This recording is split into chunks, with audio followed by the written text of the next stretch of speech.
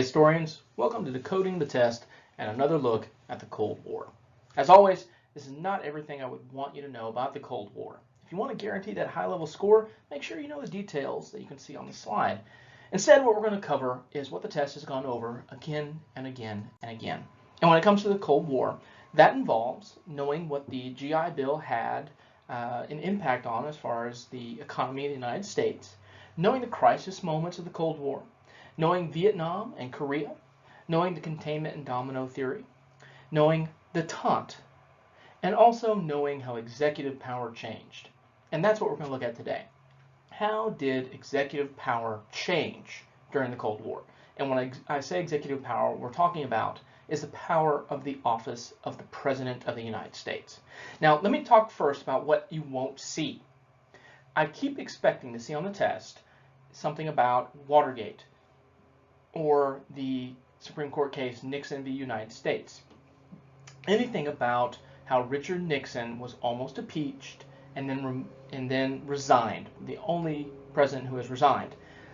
I've never seen it, although I expect to see it. Anytime now, I expect to see it. So you might need to know Watergate and the Supreme Court case Nixon v. United States, basically all revolving around what we call executive privilege. How much privilege does the President of the United States have? How much power does he have? How much of a pass does he get when it comes to the laws of the United States? Well, the Watergate affair and Nixon v. United States pretty much decided not a whole lot. But we haven't seen that on the test. I keep expecting it. It's not there. Weird. What we do see are two incidents. The first is called the War Powers Resolution. This was passed in 1973, so as the Vietnam War was ending. What was it? The War Powers Resolution was basically Congress telling the president he could no longer send United States armed forces into combat without eventually asking Congress for permission. See, Congress is supposed to have the ability, the sole ability, to declare war, which presidents have gone, well, hey, that's fine. I'm not sending our troops to war. I'm sending them on a police action or a limited engagement. The Vietnam War was never a declared conflict. It was never a declared war. It was just waged by a succession of presidents who never sought Congress's approval.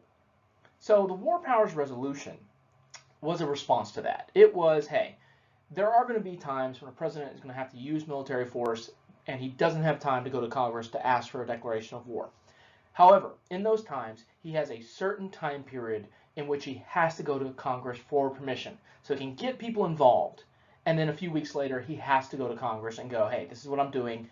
Can I have permission to continue? That's what the War Powers Resolution is. What prompts it?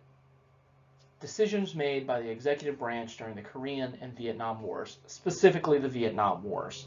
Congress was tired of having the ability to make war taken away from them, and they were actually a little bit scared of how powerful the office of the presidency was getting. The other example you're going to see involves the Pentagon Papers. The Pentagon Papers were a collection of documents that were published in U.S. newspapers. And these were actually secret documents, and they revealed that the United States had actually been more involved in Vietnam than we had ever said. We had also kind of gone into the neighboring country of Laos and Cambodia, and we had just really been involved and at a deeper level than anyone had thought. Our military had gone into places that the American public didn't think we had gone into, and in fact, the Nixon administration had said that we hadn't gone into, so this was a direct contradiction. Well, Richard Nixon claimed this idea of executive privilege and said, hey, you can't publish that because those are national secrets. The Supreme Court decided, yeah, no, it's not going to work like that. And why did they decide that? Well, because the First Amendment says there's a freedom of the press in this country. The press have the ability to print what they need to print as long as they're not committing libel or slander.